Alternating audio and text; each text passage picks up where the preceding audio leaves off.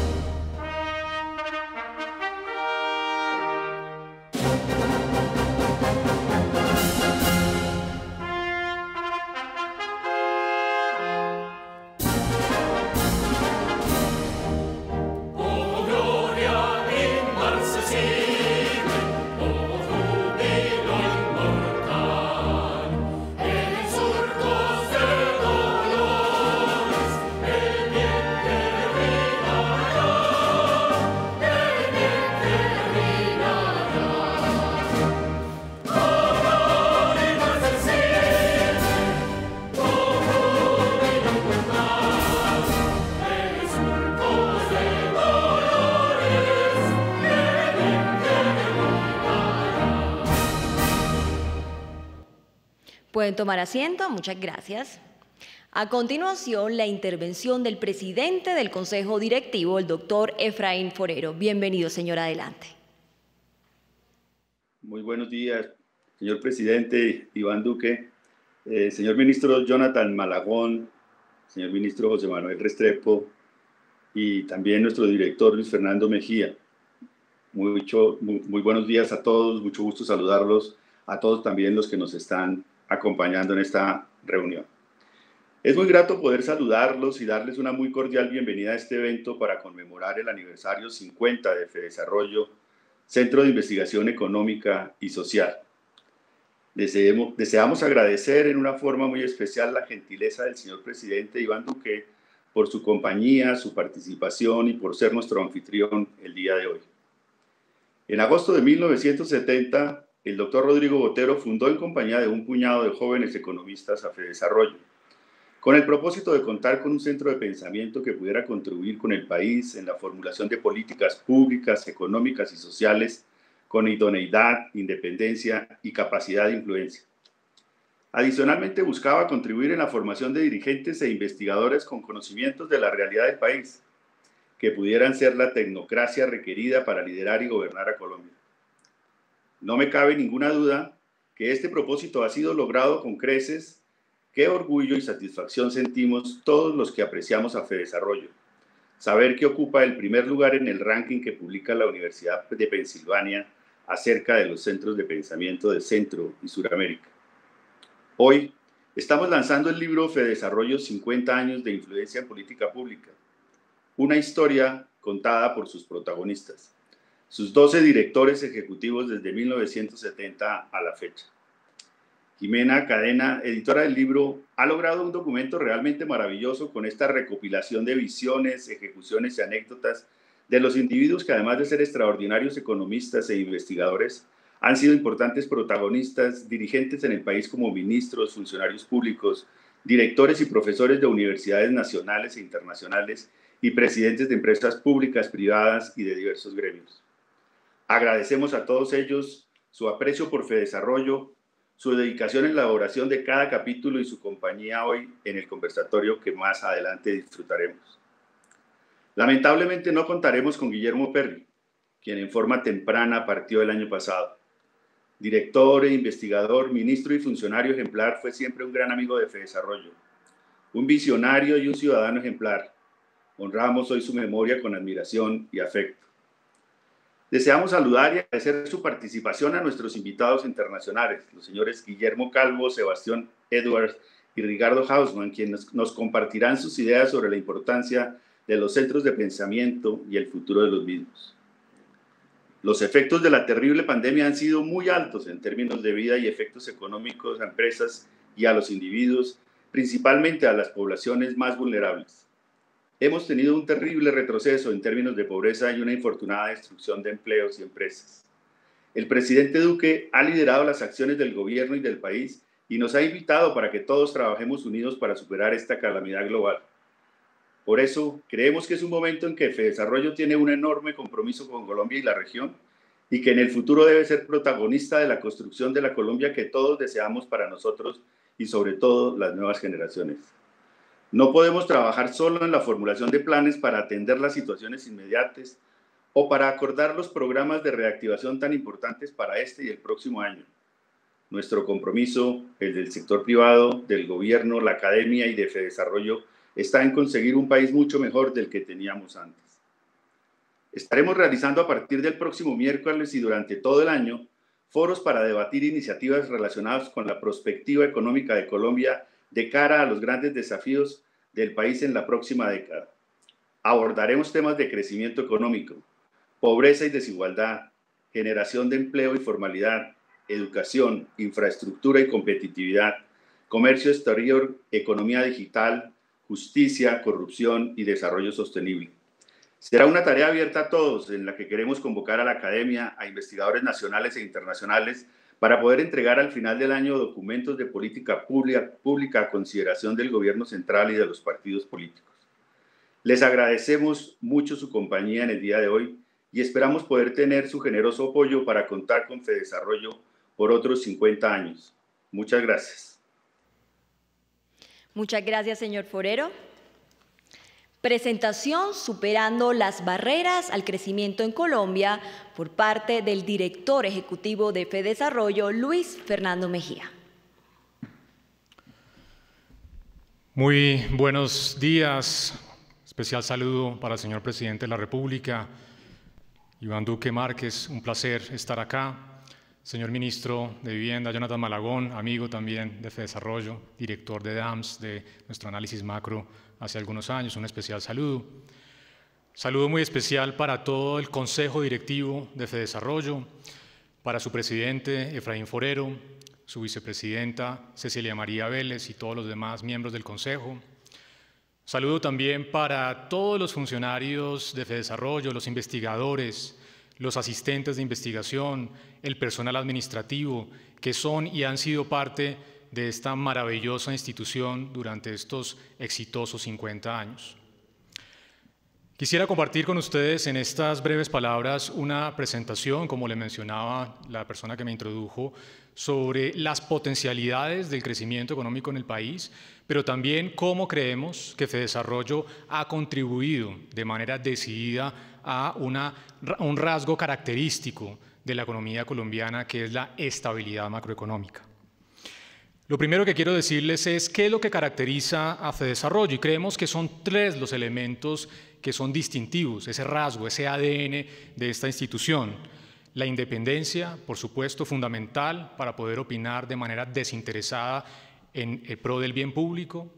El rigor académico, fundamental, produciendo documentos de política pública, investigaciones de pertinencia.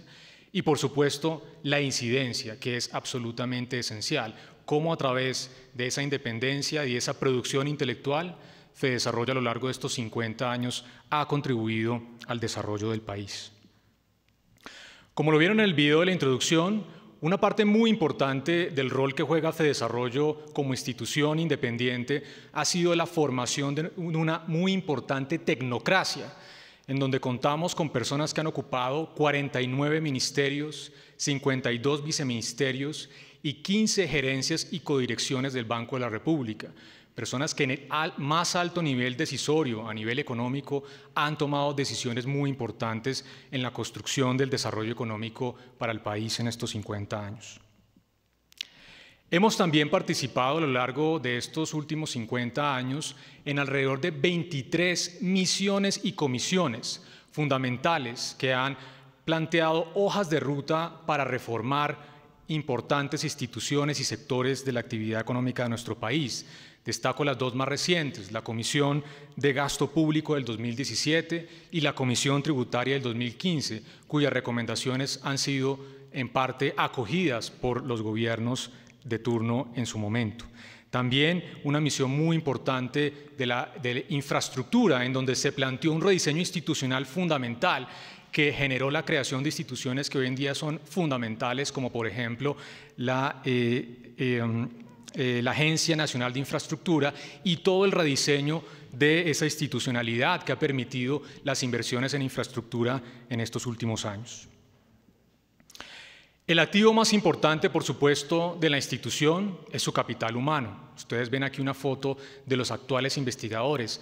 No podemos ponerlas de los anteriores, pero es un gran conjunto de personas, no solamente de investigadores, sino también de asistentes de investigación y de nuevo de personal administrativo que ha sido fundamental en la construcción de esta institución, en su reputación y en el éxito que ha tenido en estos primeros 50 años.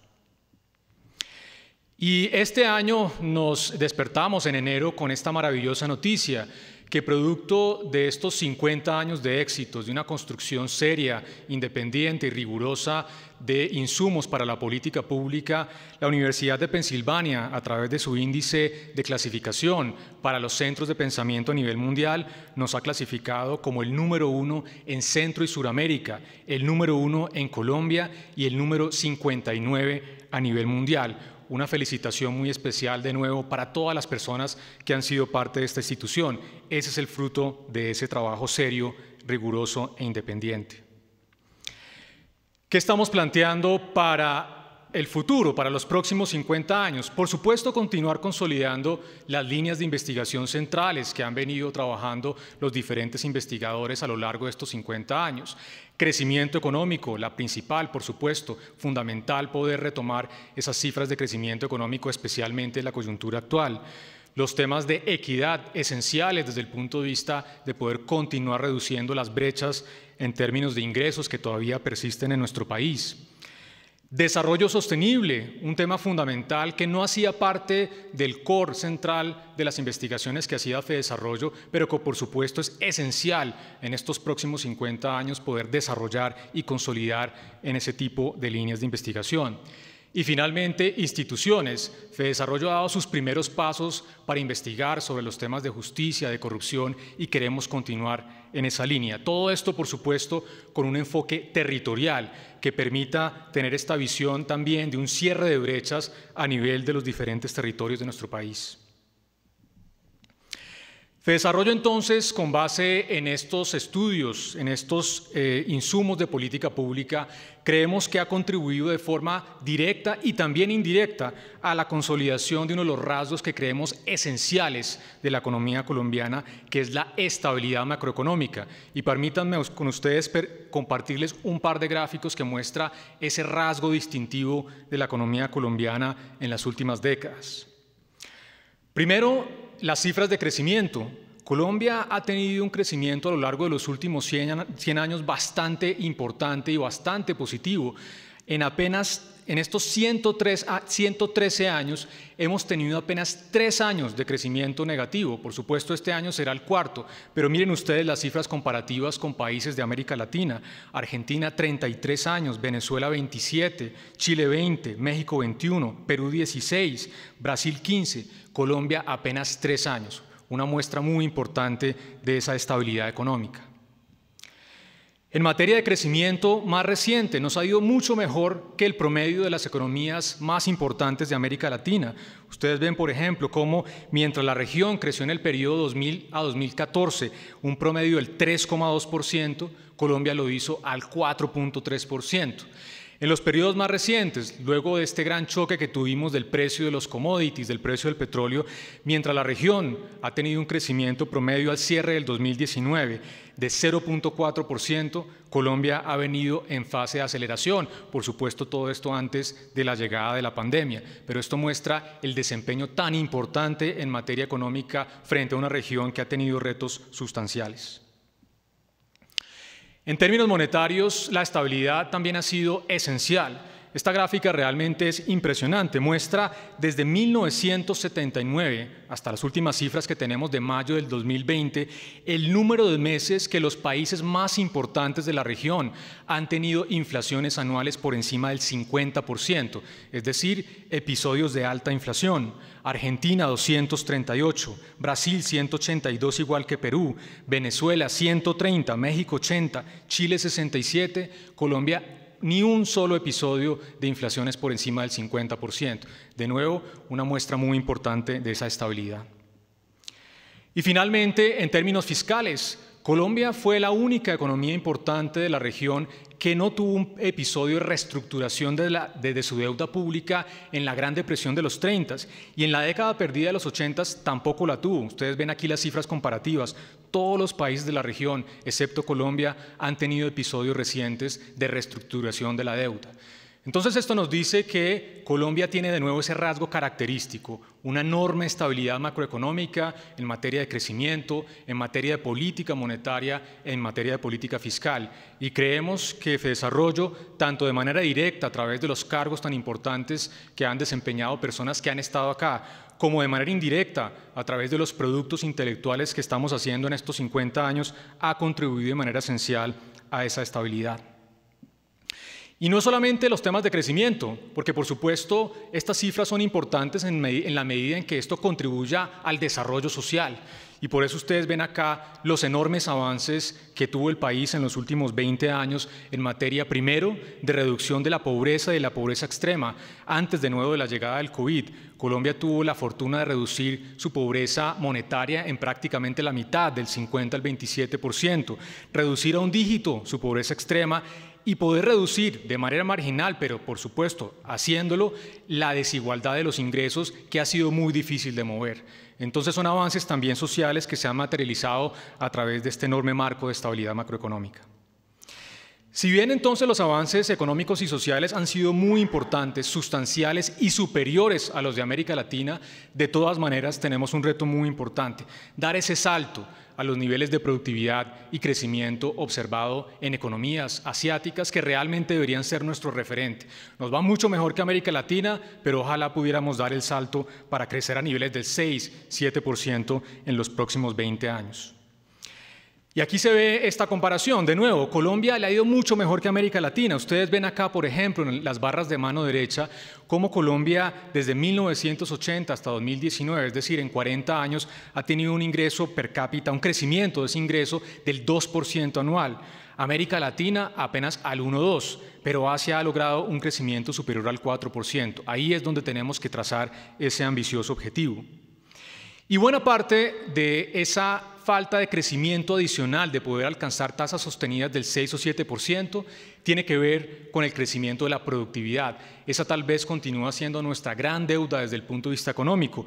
Colombia le ha ido mejor que América Latina, por supuesto, pero sigue teniendo crecimientos muy débiles de la productividad, incluso a veces negativos, mientras que Asia está creciendo apenas alrededor del 1% en términos anuales en esa productividad. Entonces quiero compartir muy rápidamente unos elementos de un trabajo, como lo mencionaba Efraín Forero, el presidente de nuestro consejo, el primer capítulo que estamos desarrollando en este libro de prospectiva, Crecimiento Económico y Productividad. Es un trabajo en conjunto con María Angélica Arbeláez, a quien también le envío un saludo muy especial, que ha identificado una serie de barreras que ojalá se puedan remover para desatar el crecimiento económico de mediano y largo plazo en nuestro país. Y estas barreras tienen que ver con 5 dimensiones esenciales. Primero, la calidad de nuestras instituciones, el imperio de la ley, el control de la corrupción. Segundo, las barreras a la competencia. Todavía permanecen algunas barreras que imposibilitan una mayor competencia en mercados domésticos y una mayor inserción a los mercados internacionales. Tercero, barreras en los mercados de capital que están relacionadas con temas tributarios y temas de inversión y, por supuesto, temas del mercado financiero, el mercado crediticio. Cuarto, barreras en el mercado de trabajo, especialmente relacionados con la legislación laboral, la acumulación de capital humano y también la utilización de un bono demográfico que se nos está agotando. Y finalmente, las barreras en el mercado de tierras en términos de concentración de la propiedad, el uso ineficiente y la protección comercial. Veamos muy rápidamente algunos de estos elementos. Barreras institucionales. Colombia ha mejorado en lo corrido de este siglo en términos de la percepción de la calidad de las instituciones. Es la línea azul que ustedes ven en la parte inferior. Pero de todas maneras persiste una brecha frente a las economías asiáticas. Ahí tenemos que hacer reformas importantes para poder mejorar esa calidad, esa pertinencia y mejorar también el control a la corrupción. Segundo, permanecen barreras a la competencia. En algunos sectores, por ejemplo, encontramos que hay exceso de concentración a través de medidas tradicionales que se utilizan en la literatura de organización industrial. Y todavía, a pesar de lo que la gente cree, Colombia sigue siendo una economía que tiene un muy bajo nivel de comercio internacional, con algunas barreras al comercio que, por supuesto, en esta época son de bastante demanda por parte de la población en general. Miren las cifras de exportaciones e importaciones. Colombia ha venido avanzando de manera importante, pero todavía sigue siendo, en términos del tamaño del comercio, una economía relativamente cerrada, incluso frente a una región como América Latina, que sigue siendo cerrada frente a países asiáticos y países de la zona euro. Tercero, barreras en el mercado de capital. Colombia ha aumentado de manera importante su gasto público, en parte por las demandas de la Constitución del 91. Ha aumentado sus ingresos, pero lo ha hecho especialmente a través de gravar las empresas, no tanto las personas. Muy importante en ese sentido, presidente, la última reforma tributaria que pretendió precisamente cambiar esa composición. Creemos que lo hizo de manera exitosa, pero todavía hay un camino por desarrollar. En términos de los mercados de crédito, seguimos teniendo una muy baja profundización financiera. Nuestro tamaño del crédito al sector privado frente a la economía sigue siendo bajo. La capitalización del mercado de valores sigue siendo también pequeña y todavía permanecen márgenes de intermediación que siguen siendo altos, en parte también por barreras regulatorias que están imposibilitando unas mejores tasas de interés para los colombianos. La inversión se ha venido aumentando sustancialmente, pero en promedio, en la última década, nuestra tasa de inversión fue alrededor del 5%, mientras que en las economías asiáticas tuvieron periodos de tasas de inversión en crecimiento por encima del 6, 7, 8% del Producto Interno Bruto. Ahí tenemos un reto importante en una coyuntura, por supuesto, que no es fácil. Barreras en el mercado de trabajo. Tenemos una productividad laboral que sigue siendo baja, por eso el salario mínimo luce alto frente al salario medio. Es un problema de productividad laboral. Los años de escolaridad siguen siendo bajos frente a la región, apenas 8.3 años frente a, por ejemplo, países asiáticos que tienen 12 años de escolaridad. Cuando se controla por calidad, las cifras son aún más bajas. Fundamental poder resolver estas barreras al mercado de trabajo. Y finalmente, las barreras en el mercado de tierras. Hay muchos más elementos, pero acá les comparto uno particular que tiene que ver con la vocación y el uso del suelo. Hay diferencias sustanciales entre lo que puede ser la vocación de la tierra y el uso. Por ejemplo, se estima que mientras el 6% de las hectáreas deberían estar destinadas a la ganadería, hoy en día el uso es alrededor del 23%. Hay otros problemas, seguridad jurídica, concentración, pero eso sigue siendo también un problema desde el punto de vista de la productividad del sector agropecuario. Y esto genera, por supuesto, entonces, un equilibrio productivo en donde, si bien hemos avanzado muchísimo, todavía permanecen empresas pequeñas, muy informales, y un aparato productivo en donde uno de los grandes retos tiene que ser esa diversificación productiva. Por eso, señor presidente, saludamos con mucha ambición y ojalá mucho éxito esa misión de internacionalización. Ese es uno de los retos más importantes que tiene la economía colombiana hacia adelante. Cómo complejizar nuestro aparato productivo, cómo diversificarlo y cómo aumentar las exportaciones para poder aprovechar esos tratados de libre comercio. Y en el contexto de la llegada del COVID-19, por supuesto, estos retos se profundizan. Se hace aún más evidente la necesidad de implementar algunas reformas que permitan entonces dar este salto de la productividad y del crecimiento económico. Estas son las cifras que tenemos nosotros, presidente, y a todos los que nos están viendo. Estimamos este año un rango de crecimiento negativo entre el -5 y el -7,9%. Ojalá estemos más cerca del -5%. Una recuperación importante el próximo año. Y en el mediano plazo un crecimiento cercano al 3%. Ahí no tenemos muchas diferencias con los pronósticos que hace el gobierno en el marco fiscal de mediano plazo. Podemos tener divergencias en el corto plazo, pero en el largo plazo estamos pensando más o menos la economía colombiana va a crecer al 3%. Eso no es suficiente, tenemos que implementar reformas para dar ese salto. Nos va a ir mucho mejor con ese 3% que América Latina, pero ojalá de nuevo podamos llegar al 6 o 7%.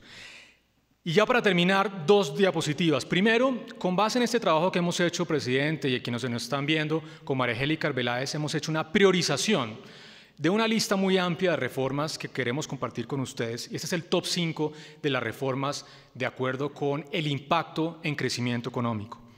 Primero, los temas de instituciones, el fortalecimiento institucional, que no necesariamente tiene que pasar por una gran reforma a la justicia, puede ser importante, pero hemos también propuesto a través de un documento de Manuel José Cepeda y Guillermo Tálora unas reformas de gestión, implementación de inteligencia artificial, nuevas tecnologías en la gestión del sector de justicia que pueden ser muy importantes para avanzar en esta materia. Esto puede adicionar 1,25 puntos de crecimiento adicional. 2, la profundización de la competencia a través de una menor protección comercial, tanto arancelaria como no arancelaria, medidas para reducir costos de comercio. Esto puede adicionar 0,9 puntos de crecimiento. 3, sabemos, presidente, que ustedes están haciendo una agenda muy importante de aumento en la inversión en infraestructura. Esto va a ser fundamental.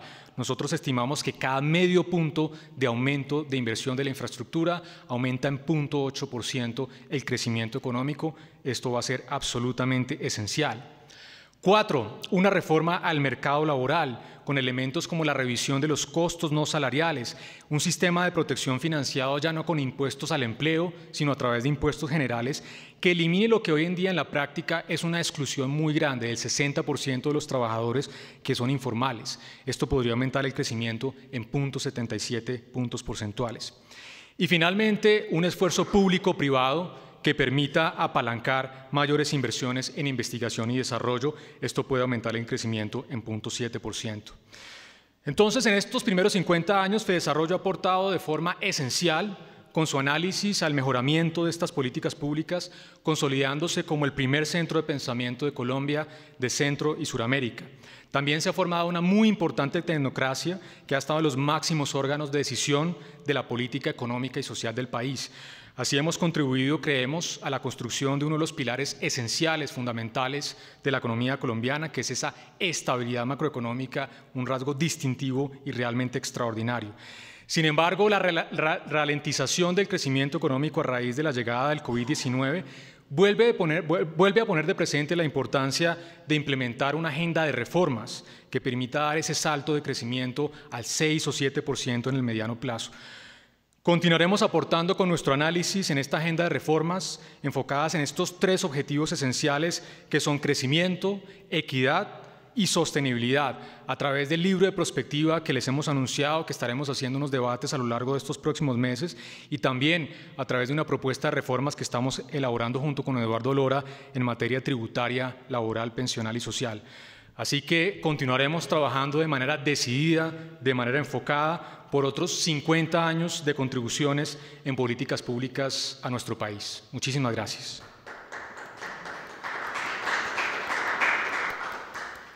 Muchísimas gracias por su intervención, señor Mejía. Ahora, el presidente de la República, en uso de sus atribuciones constitucionales y legales, en especial las conferidas en el decreto 1074 de 2015 del sector comercio, industria y turismo, y considerando que Fedesarrollo cumple 50 años de trabajo continuo, contribuyendo en el desarrollo de políticas acertadas en los campos económico y social que permiten la promoción, discusión y comprensión de problemas de importancia nacional sobre fenómenos económicos y sociopolíticos, desarrollando diferentes estudios que han contribuido al desarrollo de la industria nacional, decreta.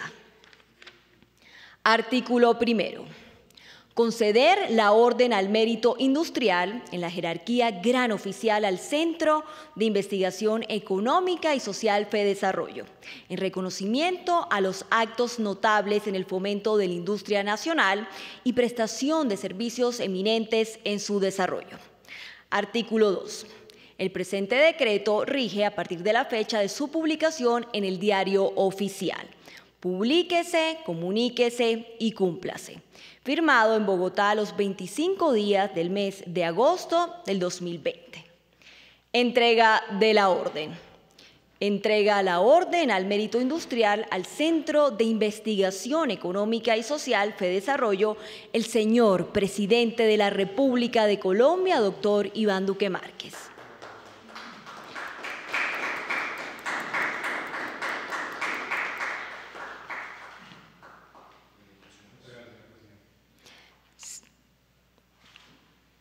Señoras y señores, a continuación se dirige a ustedes el señor presidente de la República de Colombia, doctor Iván Duque Márquez. Muy buenos días a todos ustedes. Mi saludo al doctor Luis Fernando Mejía, director ejecutivo de Fedesarrollo. Mi saludo al ministro Jonathan Malagón, también hijo de esta casa. Quiero saludar también al doctor Efraín Forero, presidente del Consejo Directivo. Quiero saludar a la doctora Cecilia María Vélez, vicepresidente del Consejo Directivo de Fedesarrollo. Saludar a la doctora Jimena Cadena, subdirectora. Saludar a todos los funcionarios del Gobierno Nacional, a todo el equipo de investigación, al equipo directivo de Fedesarrollo, a todos los exdirectores, a todos ustedes muy buenos días. Doctor Luis Fernando Mejía, es con orgullo que lo recibimos a usted y a Fedesarrollo hoy en la Casa de Nariño, la casa de todos los colombianos. Nos sentimos orgullosos como colombianos de que un centro de pensamiento de nuestro país haya sido reconocido este año como el primer centro de pensamiento de América Latina y el Caribe. Es un logro de varias décadas, pero es el reconocimiento también a la contribución permanente, independiente y propositiva en la formulación de políticas públicas. Sea esta la ocasión para saludar al doctor Rodrigo Botero, para saludar también al doctor Roberto Junguito Bonet, para recordar a personas como Guillermo Perry, a Roberto Steiner, también recordarlo, quien ahora es miembro de la Junta del Banco de la República, recordar también a figuras de la investigación que ha tenido el Centro de Pensamiento Fedesarrollo, el doctor Mauricio Santamaría, por supuesto a usted, doctor Luis Fernando, que nos une, que entramos a trabajar el mismo día al Banco Interamericano de Desarrollo, saludar a tantos exministros, exviceministros que han dejado huella. Hoy también recordamos la memoria del doctor Guillermo Perry y hoy también sea la ocasión para recordar todos los estudios y propuestas que han salido de Fedesarrollo contribuyendo al país. Pero yo quiero también hacer una mención muy especial al ministro de Hacienda, Alberto Carrasquilla, quien también ha sido investigador y una figura de este centro de pensamiento, y al ministro Jonathan Malagón, que también durante varios años estuvo al frente de la Dirección de Asuntos Macroeconómicos. Esa enumeración, esa lista de grandes nombres y de grandes figuras, pues es inagotable. Yo podría quedarme todo el día mencionando exdirectores, exsubdirectores, hablar sobre muchos de los investigadores, pero mi mayor reconocimiento es a que Fedesarrollo no solamente ha formulado aspectos trascendentales en las políticas públicas, sino que ha sido a su vez un semillero de servidores públicos que todos los días reconocemos han contribuido a que nuestro país tenga una destacada tecnocracia en América Latina y el Caribe. Yo quisiera también hacer muchas reflexiones frente a su intervención, doctor Luis Fernando, porque en la lectura de lo que es Colombia y lo que ha sido Colombia a lo largo de estos 50 años, pues hay muchas cosas para reflexionar, porque en 50 años todos esos indicadores que usted mostraba, tan dicientes, de ser un país que no renegoció su deuda, de ser uno de los países con menos recesiones en todo el ámbito regional, de ser un país que no ha sufrido episodios traumáticos inflacionarios que, como usted lo dice, superan el 50%, y que además ha tenido un tejido empresarial con un crecimiento relativamente sostenido. También hay que decir que en estos 50 años se ha logrado eso, enfrentando muchas más adversidades que de pronto no estaban enumeradas allí.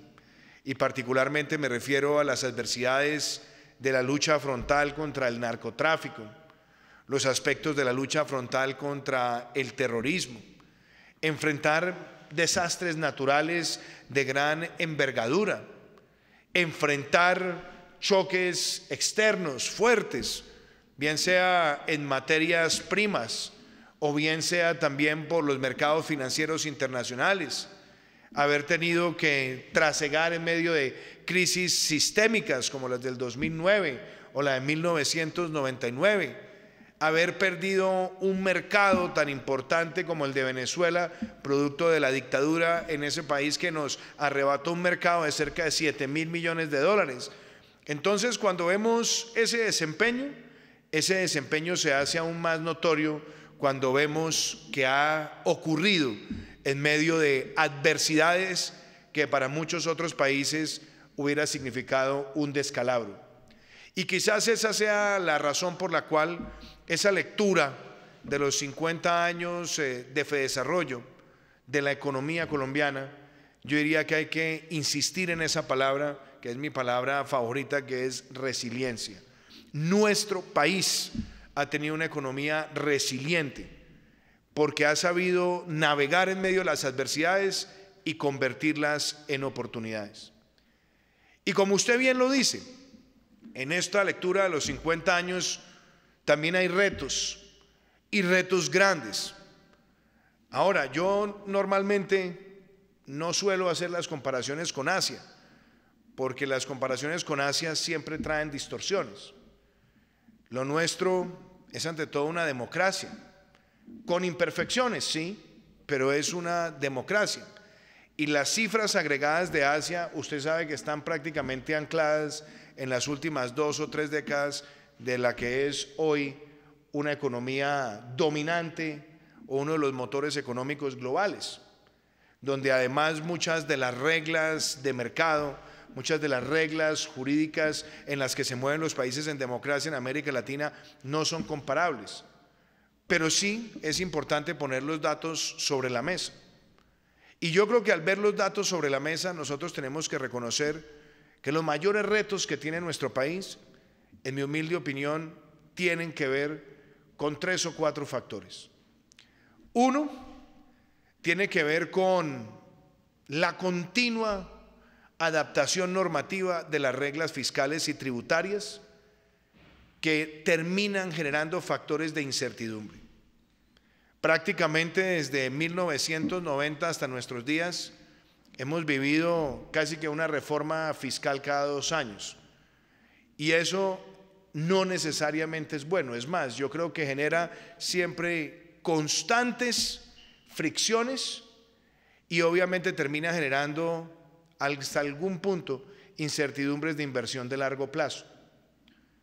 Y es bueno también además señalar que la gran mayoría de las reformas tributarias que se han visto en las últimas décadas han tenido siempre un espíritu, y es que cada vez que aumenta el apetito pantagruélico de gasto público, la cuenta se le ha transferido al sector privado, a la micro, a la pequeña, a la mediana y a la gran empresa, y no hemos logrado tener un sistema que sea mucho más balanceado. Esa fue la razón por la cual cuando aspiré a la presidencia hablé de cambiar esos sesgos históricos y ahora haré referencia a ello. Pero ahí tenemos un reto. El segundo reto, usted lo decía bien, es la informalidad. Usted hablaba de las fallas en materia de productividad, pero vinculemos esa situación de la productividad a la informalidad. Y ahí es donde creo que también tenemos o hemos tenido grandes tropiezos. Porque, por ejemplo, todas las reformas que propuso y que contribuyó FEDESarrollo en los años 90 en materia del sector de la salud y su sostenibilidad futura estaban soportadas sobre el crecimiento de la tasa de formalización hasta tal punto que tuviéramos siempre más personas en el régimen contributivo que personas en el régimen subsidiado. Pero al no cambiar de manera drástica las figuras de formalización, lo que terminó incubándose fue un tema de fragilidad financiera del sistema, justamente porque teníamos más personas en el régimen subsidiado que en el régimen contributivo. Y esa misma informalidad se traduce en la informalidad empresarial, porque en un país que tiene espíritu emprendedor, la gran mayoría de los negocios, como lo ha certificado la propia FEDESarrollo en estudios que se han hecho con nuestro gobierno, en el primer año nos mostraba que más del 60% de los negocios en el país son informales, es decir, no tienen o registro mercantil o no tienen registro único tributario. Y eso también nos pone a nosotros un inmenso reto en materia de formulación de políticas públicas. Pero al mismo tiempo, esa informalidad incuba otro problema estructural. Porque siempre se habla de reformas pensionales, pero la reforma pensional más importante a la que puede llegar un país es aumentar la cobertura, y esa cobertura empieza a crecer a partir de la formalización. Y por ende, lo que nosotros tenemos hoy, después de las grandes propuestas de reformas de los años 90, es que solamente 1 de cada 4 mayores de 65 años tiene algún tipo de protección o cobertura para la vejez. Y eso nos trae, por supuesto, retos tremendos. Y otra de las cosas que usted dice, la internacionalización, la forma en la que nuestro país se inserta con la economía global. Se hicieron reformas muy importantes también en los años 90, muchas también que hay que hacer revisiones de si su aceleración, su oportunidad iban de la mano con la apertura de nuevos mercados.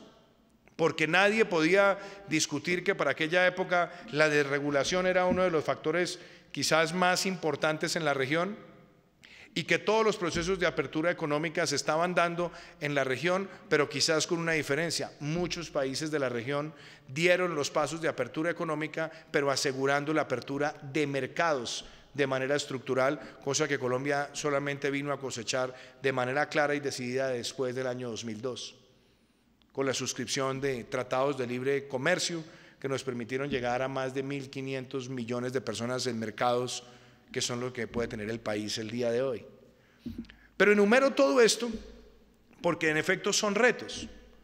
También hay que ver los avances en materia de escolaridad. Usted dice, sí, hemos tenido rezagos, y ciertamente comparado con Asia es grande, pero cuando nosotros miramos lo que ha ocurrido en Colombia en las últimas 2 décadas, el proceso de aumento de la escolarización ha sido casi duplicado. Y en eso aprovecho para también reconocer la importante labor que cumplió la doctora Cecilia María Vélez como ministra de Educación, donde se hablaba de profundizar los esquemas de escuela nueva, donde se hablaba también de llegar a la ruralidad, donde se hablaba de ciclos propedéuticos, donde se hablaba de pertinencia, y yo creo que esos logros son realmente significativos. Lo propio también en el sistema de salud. Y ahora haré una referencia a la coyuntura, donde gracias a las reformas también que se adelantaron, que por supuesto siempre son susceptibles de ser mejoradas, este país, cuando llegó la pandemia, tenía 5.300 unidades de cuidado intensivo. Teníamos una de las tasas de unidades de cuidado intensivo por 100.000 habitantes más altas, no solamente de la región, sino también del mundo, en países comparables con tamaño. Y todo esto también nos lleva a otros aspectos, y es una economía colombiana que ha ido en sintonía con un país que se regionaliza más y que tiene un gran espíritu empresarial y que también tiene un sentido de diversificación. Yo creo que esas cosas hay que reconocerlas y hay que ponerlas sobre la mesa, y las pongo en el ámbito introductorio para comentar su presentación. Pero ahora déjenme, y yo también miro el hoy. Y antes de hablar de la pandemia, es también necesario hacer referencia a lo que nosotros hemos querido impulsar desde el Gobierno Nacional en estos 2 años. Encontramos una economía creciendo lánguidamente al 1.7%. Cerramos el año 2019 con una economía creciendo por encima del promedio regional, por encima del promedio de la OCDE, por encima del promedio mundial, y donde pusimos sobre la agenda de reformas una reforma que fue muy criticada en su momento y que generó gran debate, y era bajar la carga de tributación sobre la micro, pequeña, mediana y gran empresa. Pero ciertamente cuando hicimos esa propuesta, doctor Luis Fernando, cuando la hice como candidato presidencial y cuando la hice recién llegaba al gobierno, estaba también soportada en unos estudios muy claros que había hecho Fedesarrollo con el doctor Roberto Steiner y el doctor Hernando José Gómez, donde se veía que la carga tributaria no solamente estaba disuadiendo la inversión, sino que estaba afectando la formalización y también estaba afectando no solamente el crecimiento, sino la potencialidad de aumentar el recaudo. Presentamos esas reformas, las sacamos adelante. Y podemos decir que empezábamos el año 2020 ya con logros muy concretos. Cerramos el año 2019 con el primer superávit fiscal primario desde la existencia de la regla fiscal. Habíamos tenido la mayor reducción del déficit fiscal en un periodo de 18 meses desde que está vigente la regla fiscal.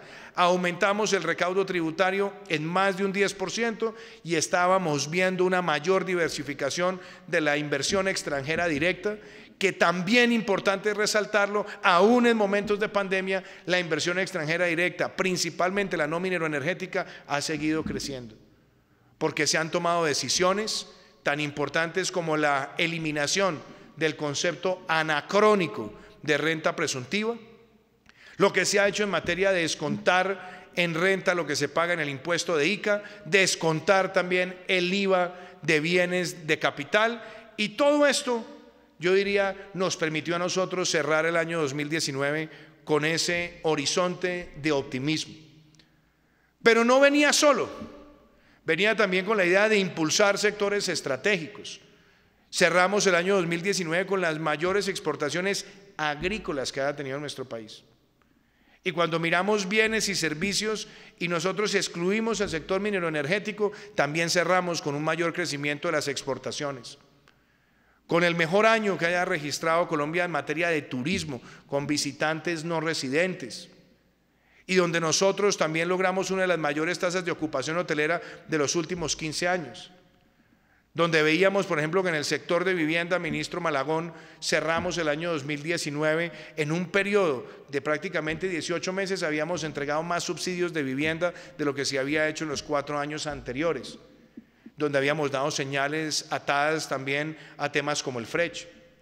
Y de la mano con reformas estructurales en materia de regalías, en materia de las TIC, también reformas estructurales relacionadas con la introducción de un piso mínimo social, con un plan de desarrollo que instrumentalizaba bastantes vehículos, incluyendo temas en los cuales Fedesarrollo también había participado analíticamente, como el pago a plazos justos. Y habíamos hecho un gran esfuerzo para poner sobre la marcha una agenda de política social que nos permitiera seguir desarrollando, y lo lograremos este año, la mayor expansión de la educación universitaria gratuita para jóvenes vulnerables y una mayor focalización de los subsidios como Familias en Acción, Jóvenes en Acción, que aumentan su cobertura con mayor focalización, y también programas que tienen que ver con adulto mayor, que no solamente aumentan la cobertura, sino que hoy logran cobertura universal para mayores de 70 años en condición de vulnerabilidad. Enumero todo esto para que sepamos que en medio de las dificultades llegamos al año 2020 con progresos.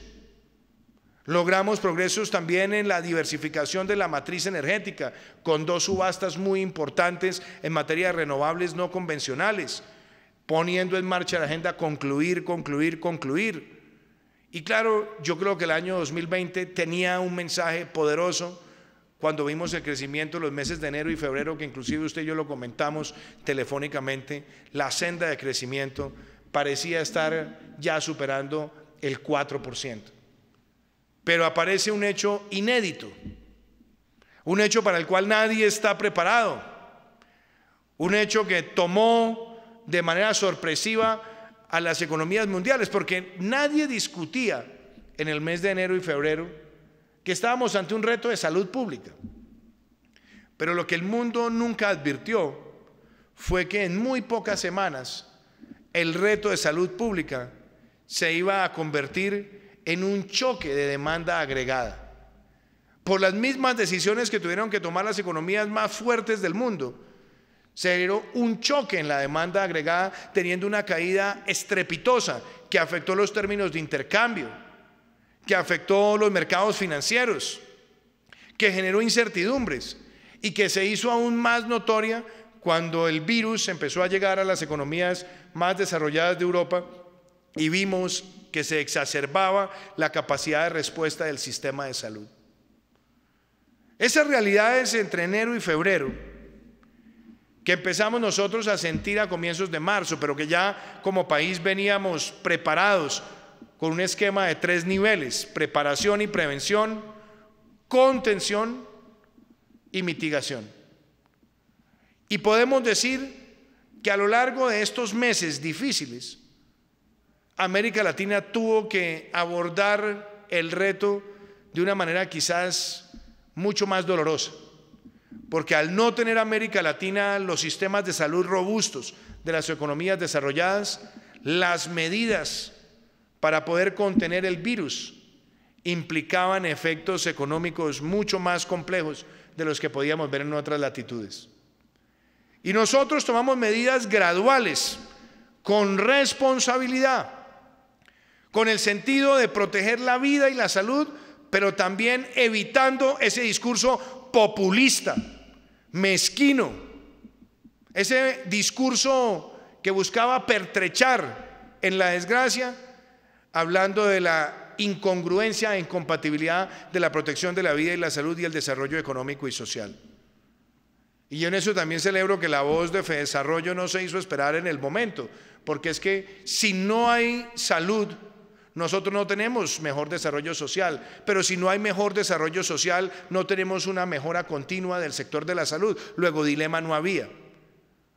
Y yo no me dejé jamás tentar por esas ideas de ver el crecimiento de enero y febrero de manera muy optimista para no tomar las decisiones oportunas.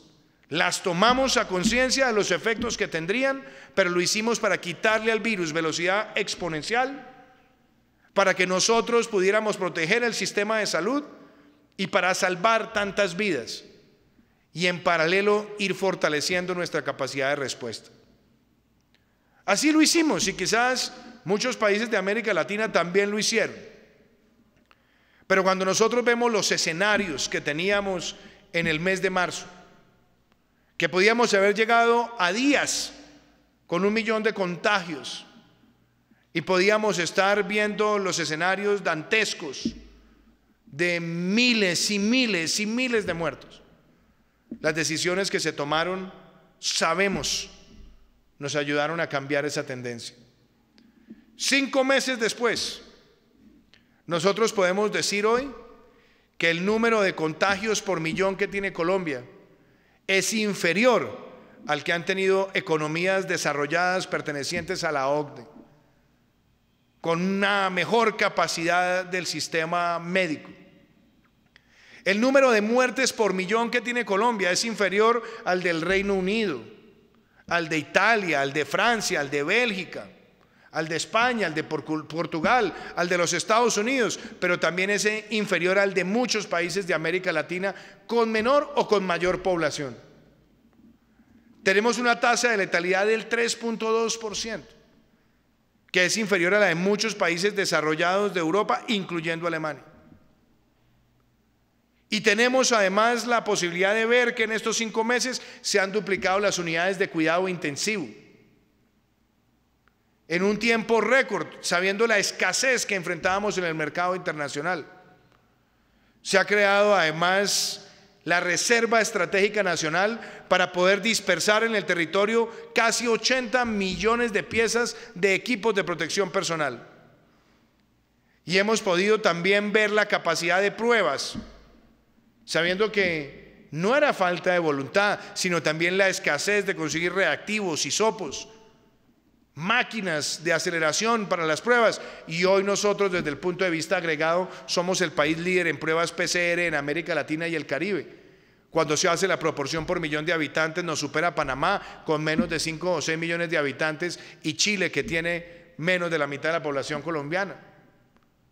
Todo esto es para mostrar el esfuerzo que en materia de salud pública se ha hecho, pero también acompañado de temas tan importantes como profundizar la telemedicina, donde pasamos de los miles a los millones de atenciones a partir de los servicios remotos y virtuales, donde hemos podido afianzar, pagar deudas viejas en el sistema de salud y dar pasos adicionales en el esquema de punto final.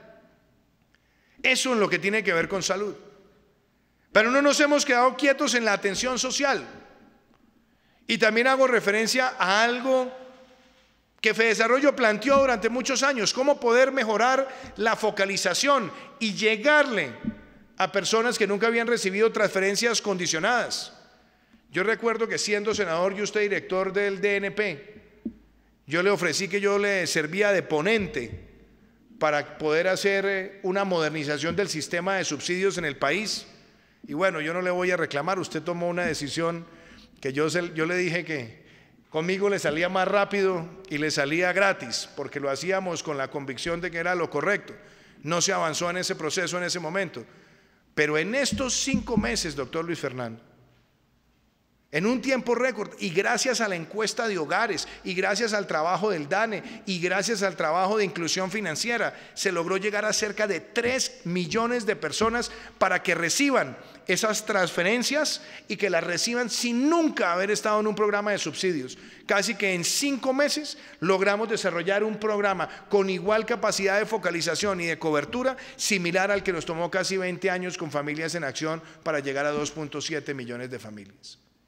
Y eso es algo que hay que reconocer en la política pública social, y que además lo acompaña un programa como el PAEF, también montado en tiempo récord, que hoy llega a casi 3 millones de trabajadores, de empleadores que vieron afectada su facturación un 20% o más. Y han sido medidas para mitigar, para enfrentar desde el punto de vista social y económico muchos de los efectos de esta pandemia, y que, quiero decirlo, no tienen precedente en América Latina. Que además lo acompaña el subsidio del 50% de la prima de servicios del mes de junio. Medidas de protección en materia de servicios públicos, medidas de protección en lo que tiene que ver con diferir pagos tributarios, medidas que tienen que ver con facilitar el poder flexibilizar pagos de prestaciones sociales, y adicionalmente un esquema legal que acompaña estas medidas con más de 100 decretos producidos en un trabajo intersectorial enorme.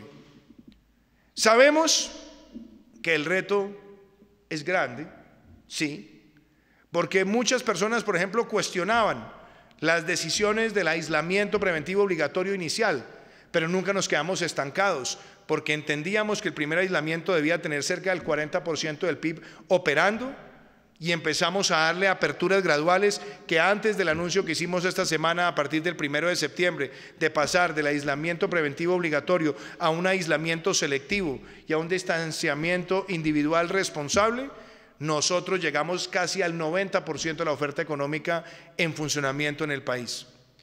Y por eso los números es muy bueno verlos y cotejarlos con otros países que no tomaron las mismas decisiones y que han tenido desempeños peores en materia de salud, porque esta pandemia siempre trae efectos negativos, pero nosotros logramos mantener unos indicadores en salud que nos muestran con mayor optimismo frente a otros países, pero ver además que que tenemos una menor afectación económica a la de otros países que tomaron decisiones quizás mucho más aceleradas en términos de apertura de sectores o que ni siquiera las tomaron. Vimos que en el primer trimestre Colombia fue una de las economías del mundo que creció en un mar de afectación múltiple. Pero en el segundo trimestre, que ha sido un trimestre doloroso para todas las economías del mundo, incluyendo la nuestra, nosotros podemos ver que nuestro desempeño es mejor que el de países como México, como España, como Francia, como Italia, como Portugal, como Perú. Y yo creo que ahí hay que ver con precisión el buscar hacer ese balance entre la protección de la vida y la salud y por supuesto la protección del desarrollo económico y social. Y qué importante también destacar que en ese ejercicio hemos visto cómo mes a mes, en la medida que hay más reactivación, se van mitigando los efectos. Eso también lo hablaba con usted hace unos días. Mes de abril muy duro, una caída de cercana al 20%, mayo 16%, junio alrededor del 11%. Por supuesto son cifras que se tendrán que revisar con el rigor del Departamento Administrativo Nacional de Estadística, pero somos conscientes que los pasos los hemos dado porque hemos estado basados en la ciencia y buscando tomar las decisiones más acertadas.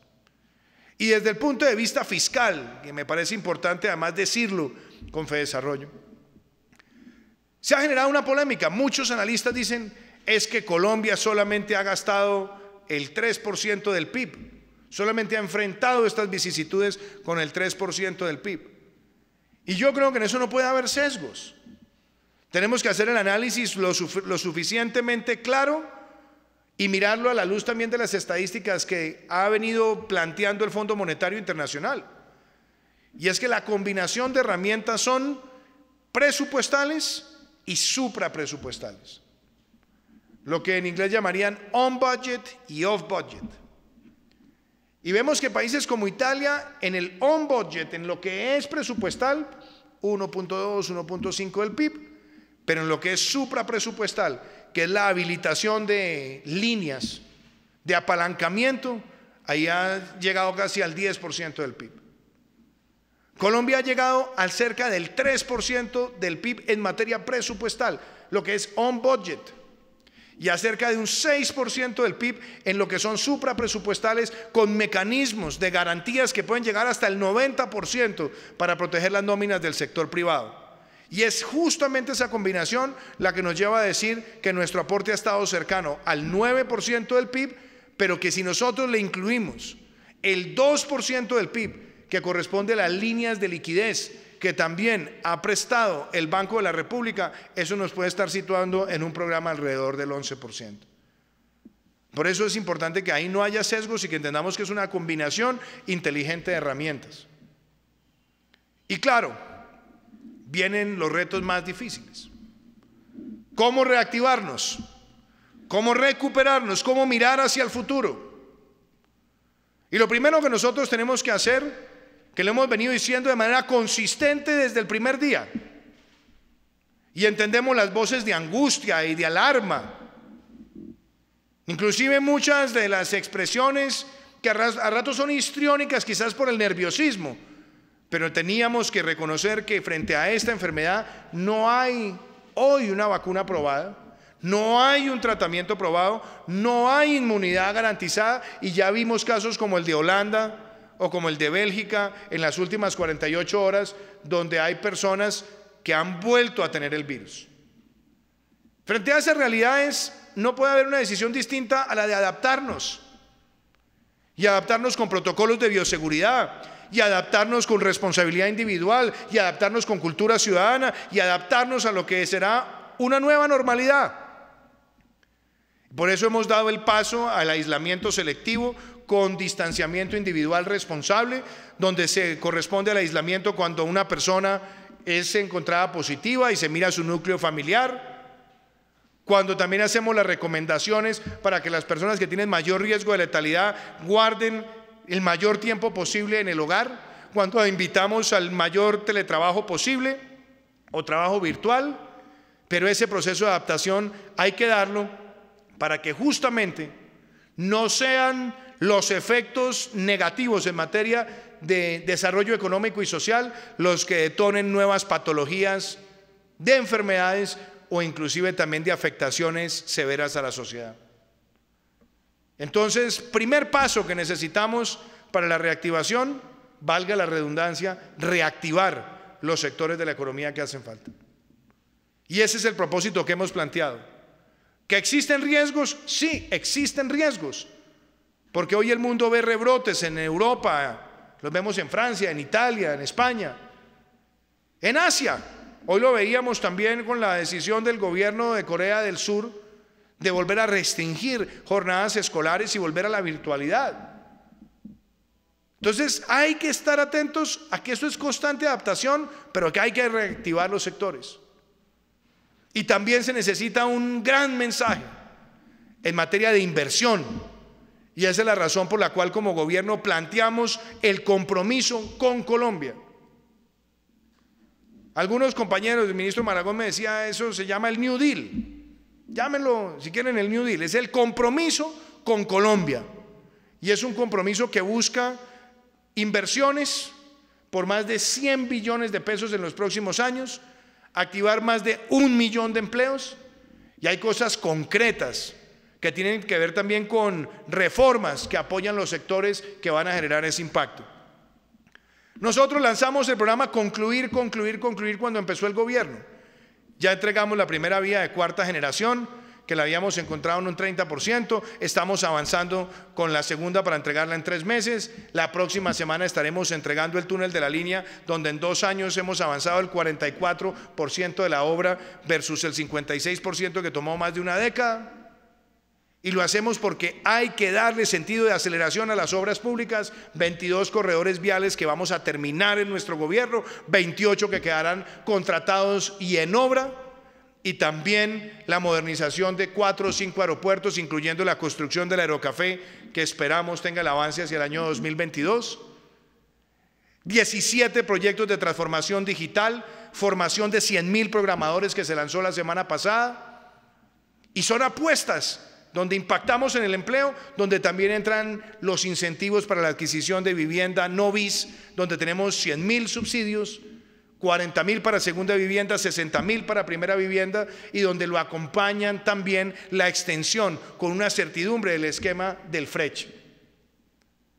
A eso hay que agregarle todo el dinamismo que esperamos recuperar en materia de transporte, pero también en materia de industria y comercio. Y esta semana, doctor Luis Fernando, lanzamos el decreto de mega inversiones para inversiones en el país por más de 250 millones de dólares que generan una gran certidumbre con contratos de estabilidad jurídica para que esa inversión detone empleo en Colombia. Lo acompañan los proyectos turísticos estratégicos, decreto que también se expidió, la factura electrónica como título valor, y lo acompaña también una agenda de reformas donde estarán las actualizaciones de los mercados de capitales, que es la actualización normativa de las leyes del 95 y del 2005, de conformidad con lo que estableció la misión liderada por el maestro Rigobón. Y algo que lanzamos también en los últimos días, que Colombia está en el centro de lo que hoy se conoce como el nearshoring. Estados Unidos ha dicho con claridad que va a reducir dependencia de producción industrial en Asia y va a mirar a las Américas.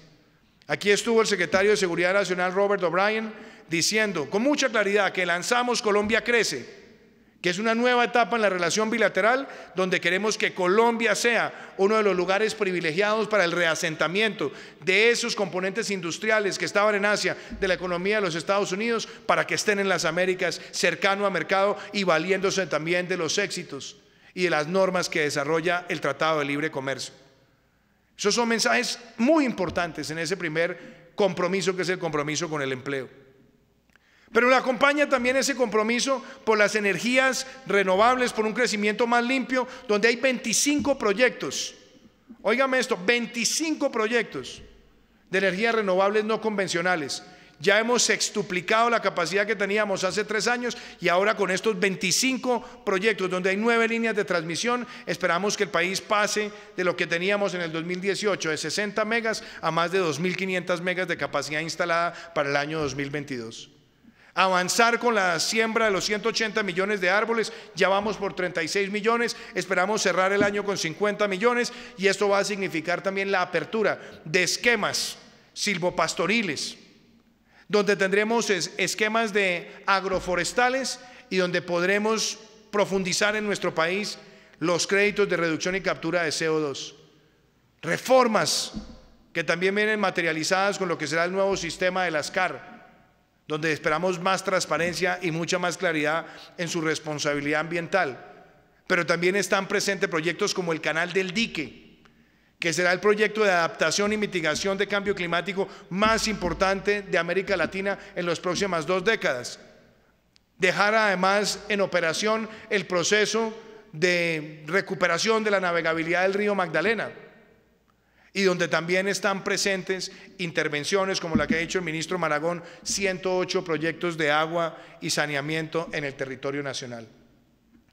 Y lo acompaña el tercer elemento, el tercer compromiso, el compromiso con los más vulnerables, donde está extender el ingreso solidario hasta junio del año entrante en principio, donde está también seguir masificando el ingreso de jóvenes vulnerables a la educación superior, que cerrará este año con 168.000 jóvenes que llegan gratuitamente a las universidades y que en este semestre van a brindar una matrícula con descuento del 100% a cerca de 452.000 jóvenes de los 569.000 de estratos 1 y 2, pero con un promedio de descuento de matrícula superior al 72%.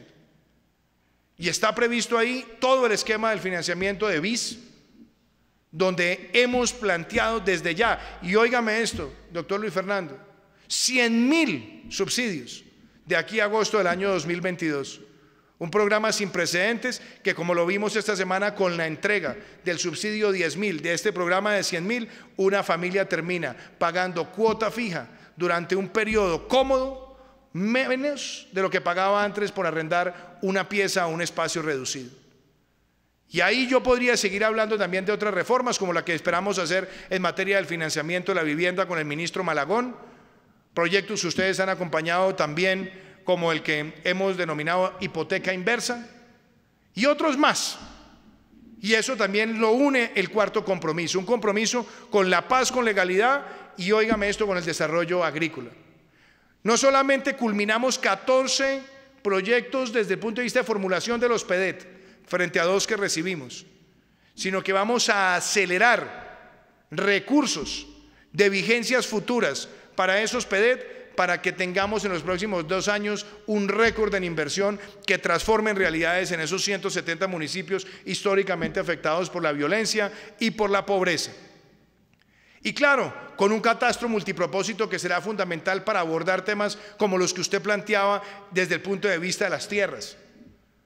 Es que esa conversación que usted plantea sobre las tierras necesita, por definición, una actualización catastral. Cuando empezó este gobierno teníamos tan solo el 5% del catastro actualizado. Nuestra meta es dejar el 60% y dejar el 100% de los 170 municipios PEDET, no solamente con la actualización catastral, sino con la definición multipropósito, para seguir también acelerando lo que hemos denominado las masivas titulaciones de tierras en Colombia. Y con un banco de tierras que ha triplicado la cifra que se encontró en el año 2018 en tan solo 2 años. Pero de la mano con un desarrollo agrícola que habilite la figura de la Ley 160, en la cual participó también en su momento Fedesarrollo. Ahí estaba el doctor Ocampo, ahí estaba la doctora Cecilia y muchos más, que en virtud de esa Ley 160 también crearon la figura de las zonas de desarrollo empresarial rural, que necesitamos para dar certidumbre jurídica, aumentar la inversión e incidir positivamente en la productividad por hectárea de nuestro país. Y usted lo decía bien, en la utilización del área. Hoy nosotros creemos que el concepto de ganadería sostenible tiene toda la vigencia para que podamos desarrollar esquemas silvopastoriles que contribuyan también en los temas de contención, mitigación, adaptación al cambio climático. Y un ordenamiento de la producción, que ya lo hemos visto en una multiplicidad de sectores, con agricultura por contrato y movilizando también proyectos de APP en distritos de riego. Con otro elemento, la mayor inversión en un periodo de 2 años en lo que corresponde a vías terciarias. Pero esto usted lo dice, no puede venir solo, requiere una agenda donde también toquemos otros temas. No hablemos de reforma laboral como tal, hablemos de un sistema de oportunidades y de inserción laboral para la juventud, donde entendamos las dinámicas y donde partamos de la base que lo primero que hay que corregir son los altos índices de desempleo juvenil que se han incubado durante varios años, por no decir décadas. Lo otro que tiene que ver con la protección de la vejez. Es que aquí no podemos hablar de la palabra reforma pensional, es protección de la vejez. ¿Cómo hay cobertura? ¿Cómo logramos que más personas tengan esa protección para la vejez, mucho más cuando vamos a triplicar el número de mayores de 65 años en las próximas 2 décadas y media? Y que si no lo hacemos y no lo hacemos bien, lo que vamos a tener es un problema fiscal diferido en el tiempo. Y ahí queremos seguir contando también con el concurso, con el apoyo de ustedes como centro de pensamiento. Y lo que corresponde también, usted lo decía, los mercados de capital, la capitalización bursátil es baja. Las ofertas públicas iniciales de Colombia son bajas y el número de empresas listadas son bajas comparadas con economías del mismo tamaño. Pero yo creo que la reforma que hemos aplicado en lo que corresponde a la normatividad emanada del Ejecutivo y a la que tendrá que darse desde el punto de vista legal, busca esa integración y lo quiero decir, asumiendo yo la presidencia pro tempore de la Alianza del Pacífico, profundizarlo en el marco del MILA, que es el Mercado Integrado Latinoamericano. Todas estas reflexiones, doctor Luis Fernando, las hago hoy agradeciendo estos 50 años de FEDesarrollo, porque en todas estas discusiones de reformas y de políticas públicas, ustedes han estado presentes. Han estado las voces de personas que merecen siempre un reconocimiento por su patriotismo y por su entrega. Y todo esto que hoy comparto con ustedes, el antes, porque aquí hay que reconocer, yo siempre he rechazado el adanismo de los gobiernos que pretenden refundar la república y desconocer lo que se ha hecho en el pasado. Yo creo que Colombia tiene una historia de progresos que son importantes y que se deben construir con un sentido de continuidad. Así, con esa política de Estado nosotros hemos llegado a la OCDE, política de Estado, un proceso que empezó en el 2008, que siguió entre el 2010 y el 2018 y que nosotros logramos acelerar y finiquitar, política de Estado. Concluir, política de Estado. La paz con legalidad, nosotros seguir recogiendo lo que más nos sirva de políticas de Estado a lo largo de los años. Entonces yo quiero empezar por hacer esa distinción. Ese trabajo de políticas de Estado es fundamental. Lo segundo que también quiero dejar hoy claro, nuestro país no se arredra, nuestro país no se debilita y lo tenemos que sacar adelante y lo vamos a sacar adelante. Y lo tenemos que sacar adelante con sentido empresarial, no con populismo, no con demagogia, no con odio de clases, no buscando la fractura, no invitando a la parálisis, sino al avance, porque eso es lo que Colombia necesita. Y por eso todos tenemos que contribuir en este propósito. Y yo siento que FEDesarrollo ha contribuido siempre en este propósito. Por eso hoy les entregamos a ustedes, a FEDesarrollo, esa medalla al mérito industrial, que es una medalla escasa, que por lo general lo han recibido destacados empresarios. ¿Por qué un centro de pensamiento recibe esa medalla al mérito industrial? Por la contribución a la formulación de políticas públicas que incide en el desarrollo económico, en el desarrollo empresarial y en el desarrollo social. Y yo quiero seguirlos invitando a que aporten todos los días más en estas grandes conversaciones que se vienen.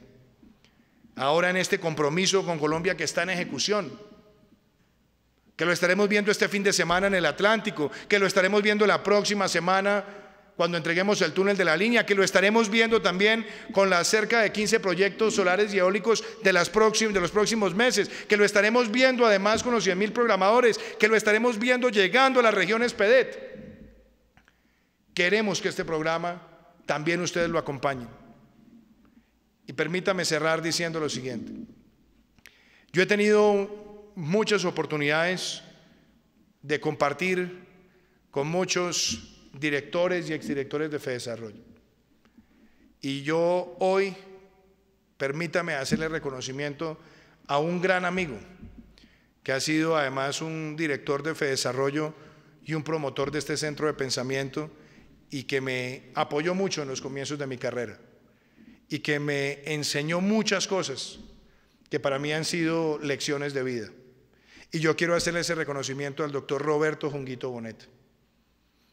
Yo lo vi a él promover este centro de pensamiento, pero lo vi también promover algo muy importante. Un día le dije, doctor Roberto, ¿cuál cree usted que ha sido su mayor contribución a lo que fue FEDESarrollo y su paso por FEDESarrollo? Y él me decía que con Rodrigo Botero, otro ilustre economista, exministro, ellos decían, queremos formar la tecnocracia que independientemente de los ciclos políticos contribuya a que Colombia pueda mantener políticas de largo plazo. Yo creo que hoy, con estos 50 años, esa realidad se ve y todos debemos aportar para que sean 50 años más. Muchísimas, muchísimas gracias.